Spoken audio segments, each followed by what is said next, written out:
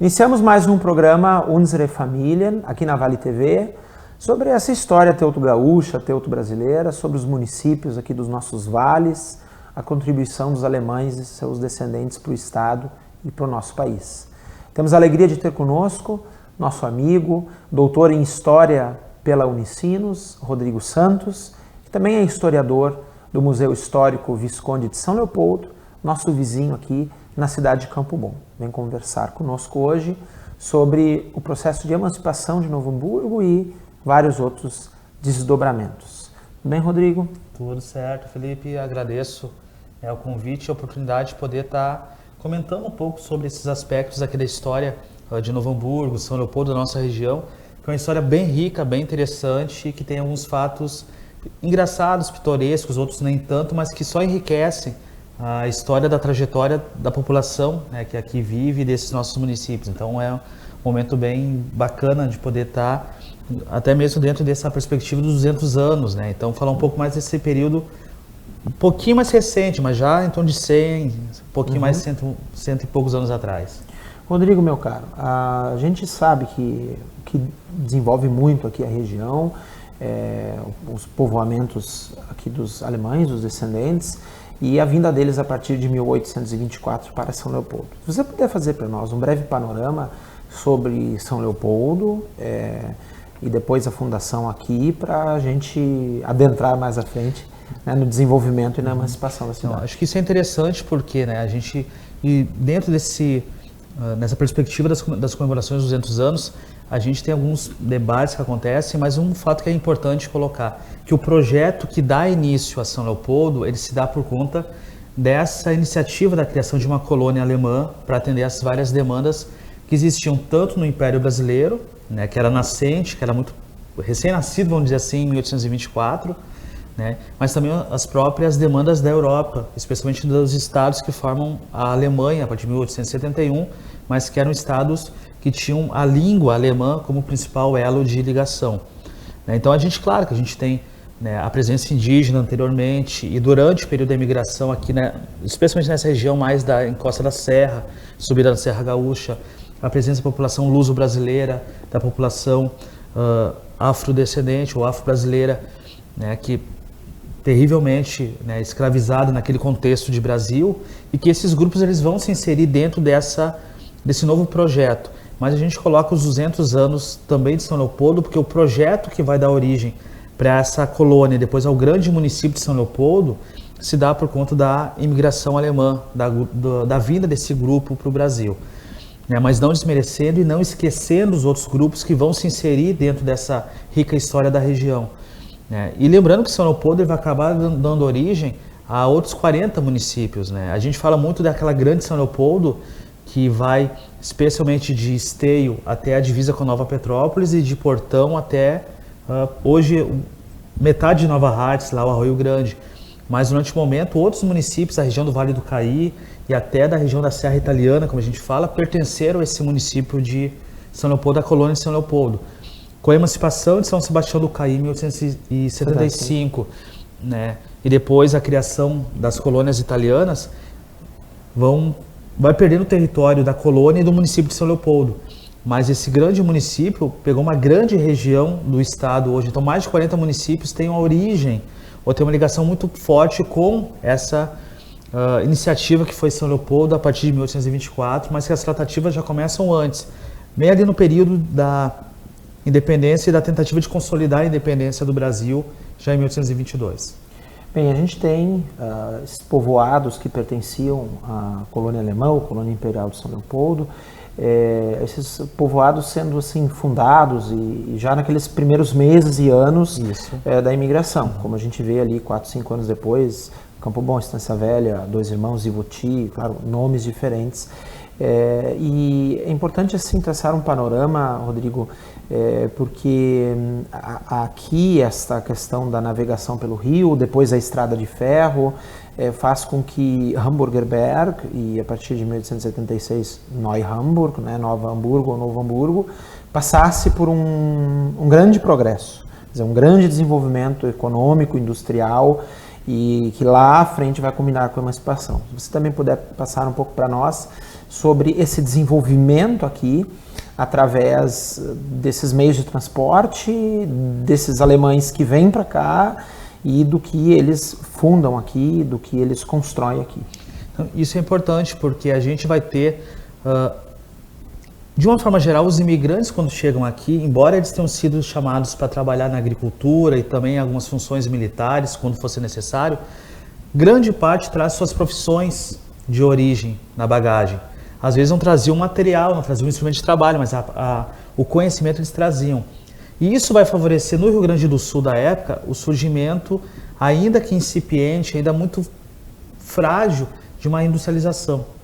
E isso vai favorecer aqui na região, né? Então, o que hoje é a região de Hamburgo Velho e Novo Hamburgo, vai começar a despontar tanto na parte do comércio e que vai ser favorecido pelas estradas que vão criar cruzamentos e nessas regiões de cruzamento, criação de casas comerciais, e que vai ser favorecido inicialmente pela navegação fluvial, então pelo Rio dos Sinos, especialmente dessa região de Novo Hamburgo, ou melhor, Hamburgo Velho, Novo Hamburgo, passando por São Leopoldo até Porto Alegre, e depois com a estrada de ferro vai favorecer ainda mais o avanço porque pensem bem, 50 anos após a criação da colônia de São Leopoldo, e já com essas regiões se consolidando, é criada a primeira estrada de ferro do Rio Grande do Sul, né? A quinta do Brasil, a primeira do Rio Grande do Sul, justamente ligando Porto Alegre a São Leopoldo e 2 anos depois, em 1876, até essa região que hoje é ali mais ao centro de Novo Hamburgo. Então isso já mostra a força econômica especialmente, mas também política, que a região tinha. Então a gente já vai ter um modelo de industrialização e de relação comercial se consolidando. Então, 50 anos após a chegada das primeiras levas aqui à região, já vai ter uma indústria, né? Mesmo que saindo do artesanal e já ampliando um pouco o leque de produção, mas ainda considerado artesanal, porque a gente não vai ter ainda no Brasil a nossa revolução industrial, né? Isso vai acontecer de fato já no século XX, mas boa parte do que vai acontecer lá, especialmente no governo Vargas, com essa iniciativa de industrializar o Brasil, muito vai ter um respaldo também no que aconteceu aqui na nossa região, através das diferentes profissões que foram trazidas. Então, tu vai ter além de comerciantes, tu vai ter sapateiros, curtidores, né, pessoas que vão começar a criar uma base industrial importante para o Rio Grande do Sul e também para o Brasil. Então, isso vai gerar também, além de uma força econômica grande, necessidades sociais. Então, esses mesmos grupos vão se organizar em sociedades culturais, do ponto de vista da educação, e vai criar uma estrutura nessas comunidades e que, com o passar do tempo, vai despertar o interesse e o desejo de que se tornem comunidades independentes, que é o que vai acontecer na relação entre Novo Hamburgo e São Leopoldo, porque são dois núcleos, né, a sede de São Leopoldo e Novo Hamburgo como seu segundo distrito, mas que disputam e tem uma força econômica, social e política muito grande já ao longo do XIX e se consolidando no final do XIX e princípios do século XX. E aí o que eu diria, e final, como você coloca, final do século XIX, início do século XX, e com todo esse desenvolvimento até uma rivalidade. Sim, que passa a se acentuar entre essas duas comunidades. Sim, e essa rivalidade a gente vai ter, já tem no final do Império, mas a coisa vai, vamos dizer assim, estourar mesmo com a República, né? É a parte que eu mais pesquiso, Rio Grande do Sul, Brasil, República, até os anos 50, então é o início da República. E aqui é uma coisa interessante que eu sempre, né, às vezes eu coloco até para professores quando a gente conversa, que muito do que aconteceu no Rio Grande do Sul, no Brasil e no mundo, nesses períodos, a gente pode pensar olhando para a nossa própria história local. A gente pode ser localista, sem olhar o local sem ser meramente localista, mas criar as conexões, melhor dizendo. Então, por exemplo, a gente fala muito no Rio Grande do Sul, né, o lenço branco, o lenço vermelho, chimango contra Maragato, ou federalista contra republicanos, E a gente pensa muito na história do Rio Grande do Sul, né, o sangue derramado, as guerras civis violentas que nós tivemos, como a Guerra da Degola, 1893 a 95, ou a Revolução de 23, Assis Brasil contra Borges de Medeiros. Mas muito dessas disputas vão acontecer em âmbito local. Então a rivalidade entre federalistas ou libertadores e os republicanos, ou entre, não apenas entre esses grupos, mas dentro deles mesmos, dos diretórios locais, isso vai ser grande. Então vai além de ter uma rivalidade entre Novo Hamburgo e São Leopoldo, as pessoas que incentivam e que fomentam essa rivalidade também, entre elas vai ter momentos de negociações. Eu acho que isso é o que enriquece e torna mais atrativa analisar essa história da região. Mas que realmente, com o início da República, né, o desejo, inclusive, da emancipação de Novo Hamburgo vai acontecer, porque a gente vai ter uma forte participação na política leopoldense, aqui leopoldense não só na sede, mas pensando também nos distritos, muito forte de liderança de Novo Hamburgo.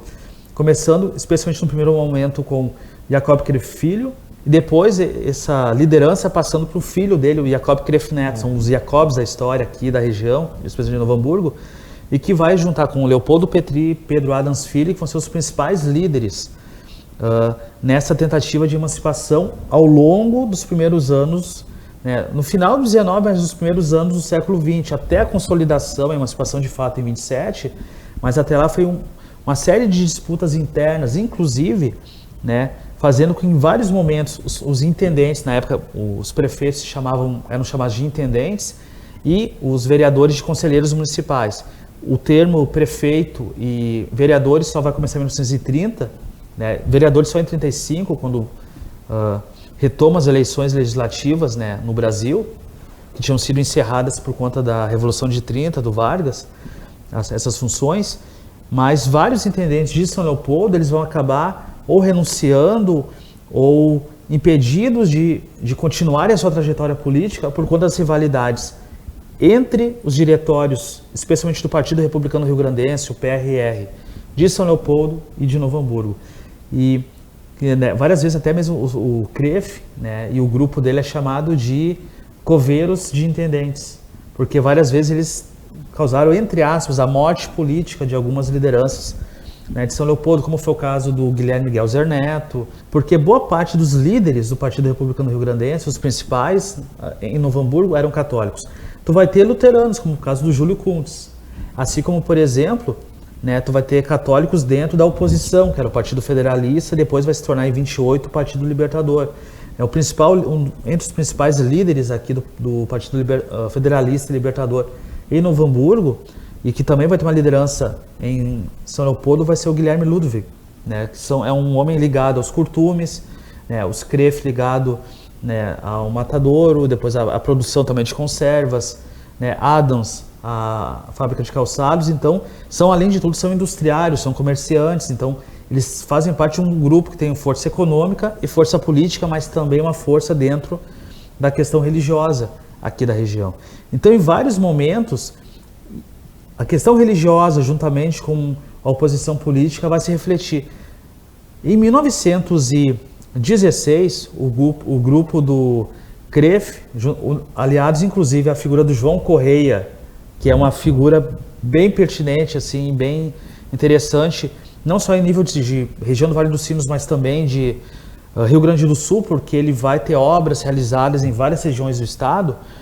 Esse grupo, Pedro Adams, Leopoldo Petri, não nesse momento porque ele era secretário da intendência, mas o Jacob Kref Neto, juntamente com o João Correia, eles vão acusar o Guilherme Gelser Neto de vender ou de doar quadros, por exemplo, para as escolas e depois pedir ressarcimento. Mas aí eles usam desses artifícios também porque eles têm um interesse. O próprio Kref, ele vai ser lançado em 16 como possível candidato à intendência de São Leopoldo. Seria o sucessor, dissidente, mas o sucessor à vaga. Exatamente. Porque havia ali, ele já está tempo demais, o Gelser queria novamente, né, pelo o quarto mandato consecutivo, não. Já está tempo demais no poder, agora nós queremos essa vaga. Então, o candidato naquele momento dissidente dentro do Partido Republicano era Jacob Kref Neto.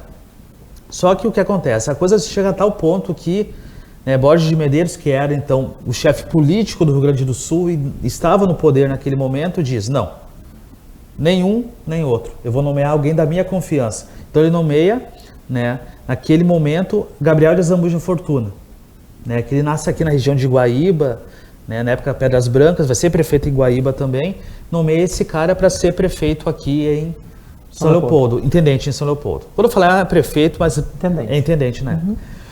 E ele é alguém estrangeiro, vamos dizer assim, no sentido de não estar ambientado com os conflitos e a dinâmica local. Ele fica 3 anos no poder. E nessa época o que está acontecendo em escala mundial, a Primeira Guerra Mundial. E em 17, já começa ali uma série de ataques, inclusive a navios brasileiros, e começa a haver uma cobrança que o Brasil, o presidente da República na época, Venceslau Braz, declare guerra à Alemanha.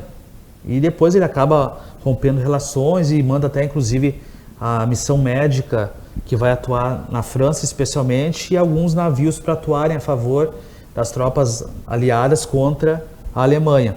E isso até na região vai causar alguns problemas, porque o Azambuja Fortuna, atendendo aos interesses, especialmente da Liga de Defesa Nacional, que a gente em nível nacional, o criador é Olavo Bilac, poeta, escritor, mas que também vai ser um nacionalista ferrenho, o Azambuja Fortuna decide pela nacionalização dos nomes de algumas localidades.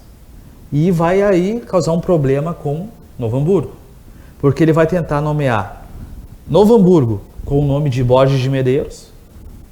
O Borges de Medeiros pensa, não, mas peraí, eu não morri ainda, por que ele já quer me homenagear? Não, calma aí, meu filho, então coloca outro nome, tu quer nacionalizar, então de repente muda esse nome. Mas Borges de Medeiros aceita isso. Num primeiro ele não aceita, mas é interessante, porque ele escreve um documento não aceitando, sugerindo que se adotasse o código de posturas nesse sentido de nomes de localidades, que foi feito em Porto Alegre, mas a gente vai encontrar fotos com a estação de Novo Hamburgo escrito Borges de Medeiros.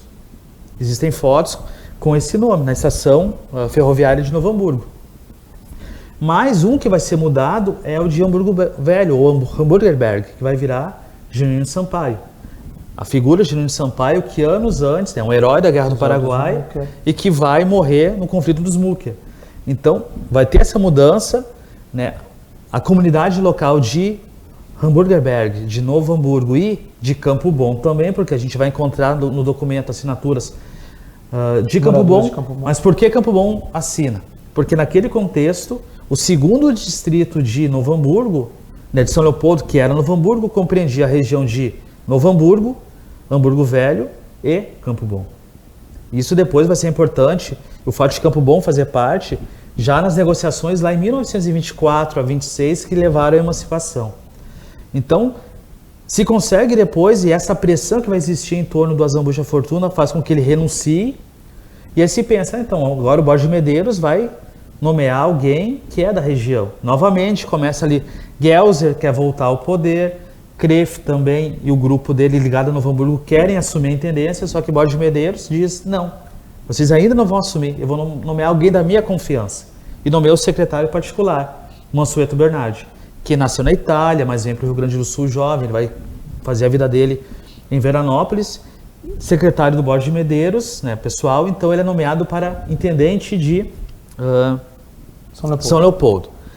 E naquele contexto, então ele consegue, há um abaixo-assinado feito aqui por pessoas do segundo distrito e consegue reverter, então é dado novamente os nomes originais para a localidade, só que Hamburgerberg vai virar Hamburgo Velho.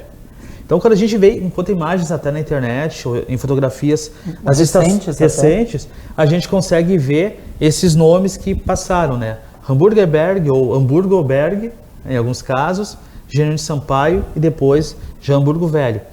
A própria figura do Mansueto Bernardi vai ser interessante porque algumas obras que vão iniciar e que vão também ser importantes para Novo Hamburgo começam na gestão dele. Ele fica de 19 a 23 no poder. Depois ele também vai acabar renunciando porque ele vê que esse ambiente de São Leopoldo era muito hostil a ele. E daí que entra depois a figura, nas eleições de 24, do João Correia, que é um outro personagem, como eu falei antes, bastante interessante. Mas já existe uma busca do Mansueto Bernardi no sentido de fazer obras devido ao distrito estar numa situação desconfortável por não ter muitas obras aqui? Exatamente. Então, entre as obras que já eram reivindicação antiga, ela da eletrificação de Novo Hamburgo e também de São Leopoldo por conta das indústrias aqui. Então, ele que inicia as tratativas para a construção de uma nova usina hidrelétrica para São Leopoldo. E pensando aqui em São Leopoldo, o grande município na época. Então, que usina vai ser essa? A usina da Toca, em São Francisco de Assis, lá no Rio Santa Cruz. Então, ele que inicia as negociações. De um lado, ele como prefeito de São Leopoldo, intendente de São Leopoldo, e Arnaldo da Costa Bardi como intendente em Taquara. O Bardi é da região de Lajeado, né, mas ele consegue ser nomeado e depois eleito em Taquara. Então as negociações começam entre eles. Então a usina da Toca é uma dessas obras. A iniciativa inicia durante o governo Mansueto Bernardi, só que não vai ter continuidade porque ele sai do poder. E Novo Hamburgo, naquele momento, e a própria cidade de São Leopoldo ainda são abastecidas, só que de uma forma muito precária pela usina de Picada 48, ali nas divisas entre Ivoti e Dois Irmãos, lá na Cascata de São Miguel.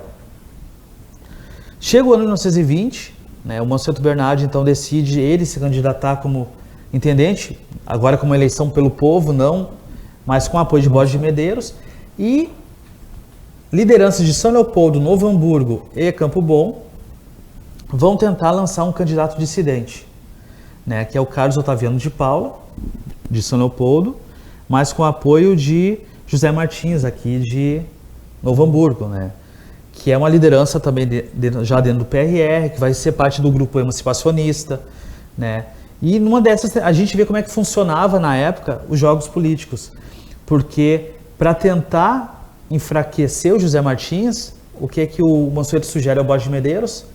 Vamos mudar a professora, a esposa do José Martins, que era professora, Augusta Jäger, vamos nomeá-la professora numa cidade mais longe, daqui a pouco forçando até que o próprio José Martins se mudasse, quer dizer, envolvendo a própria família desses personagens dentro desse jogo político da época. Mansueto Bernardi é eleito intendente, só que ele vai sempre sofrer com essa oposição, ele sempre vai ser...